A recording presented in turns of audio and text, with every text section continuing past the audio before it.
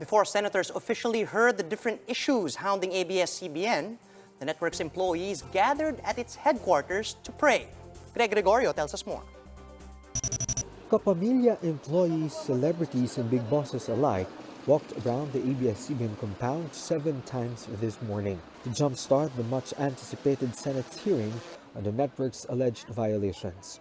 According to Lingitan, one of ABS-CBN's big bosses, the march, tagged as Kapamilya Walk of Faith, was inspired by the biblical story where the Israelites walked around the walls of Jericho for 7 days. That's what we're doing. We're praying for our franchise renewal. This is the first day, very important, first day of hearing. So we're praying na everything will be fair. Sana masagot yung mga dapat na tanong at sana din marinig ng mga tao ano yung tama at totoo. Tan also thanked the public for their unyielding support to the network and asked for prayers.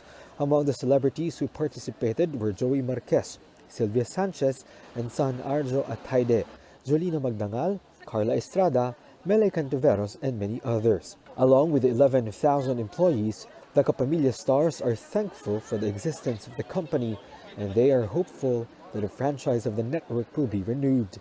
We just want what's right, justice for us, no? Because we're here in the service of the Filipino. We've been serving Filipinos, you know. This company has touched so much people's lives, has changed a lot of people's lives, including mine, you know. And I grew in this industry, in this network, so you know I owe it to them, and I'm willing to fight for them. Also present in the march were the stuntmen hired by the network. They called on the government not to suppress the freedom of the press. Pinaglaban natin ang karapatan ng media, press freedom, hanap buhay po ng bawat isa, na bawat kapamilya natin, na pinaglaban po na natin lahat na hindi mawala ng hanap buhay. During the march, participants were encouraged to follow the prayer guide handed to them, where they focused on one specific prayer for every walk around the compound. These include prayers for President Rodrigo Duterte, the ABS-CBN management, the Supreme Court, the Congress, the Senate, their employees, and the whole nation. After the faith walk, participants gathered at around 9 a.m. for a collective prayer. As the Senate began its hearing at 10 a.m., various departments of the network took turns leading a continuous 30-minute prayer chain. Meanwhile, the National Union of Journalists of the Philippines slammed the House of Representatives for refusing to prioritize proposals for the franchise renewal of the network. The lower chamber has yet to schedule hearings for the 11 bills filed for the renewal, and they only have 1 work week left before adjourning for the Lenten break on March 11. ABS-CBN's franchise will expire on March 30. What we don't like is yung paggigipit at saka pagtanggi ng House of Representatives to schedule the hearing on the many bills submitted to the Committee on Legislative Franchises kaugnay nito.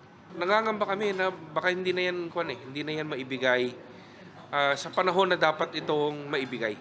The advocacy group says the government cannot ignore the collective power of media workers, as demonstrated in different rallies protesting the possible shutdown of ABS-CBN.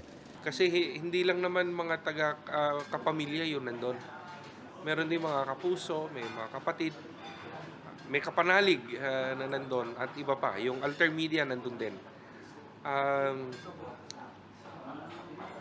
Historic siya, epic, kasi I don't remember it ever happening before. Kauna-unahan na yung halos ng lahat ng mga empleyado galing sa loob lumabas.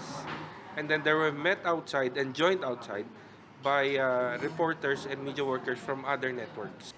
The NUJP earlier submitted a renewal petition before lawmakers containing the signatures of 200,000 Filipinos who stand with the network. Some of their members are also at the Senate to support the Kapamilya station.